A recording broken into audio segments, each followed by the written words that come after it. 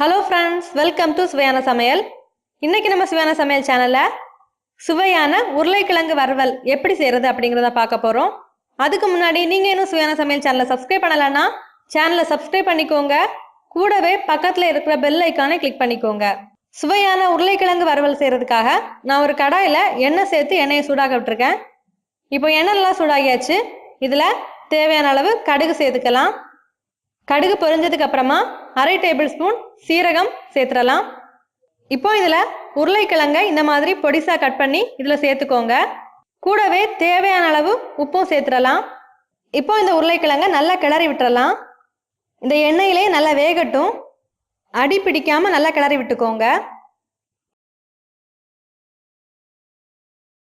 இந்த உருளைக்கிழங்கு நல்லா வெந்து வர சமயத்தில் ஒரு டேபிள் ஸ்பூன் சிக்கன் மசாலா சேர்த்துருக்கேன். உங்ககிட்ட எந்த மசாலா இருக்கோ நீங்கள் அந்த மசாலாவை சேர்த்துக்கோங்க. கூடவே 1/4 டேபிள் ஸ்பூன் தனியாத்தூள், 1/4 டேபிள் ஸ்பூன் மஞ்சள் தூள், தேவையான அளவு மிளகாய் தூள் இதெல்லாம் சேர்த்து நல்லா கிளறி விட்டுக்கோங்க.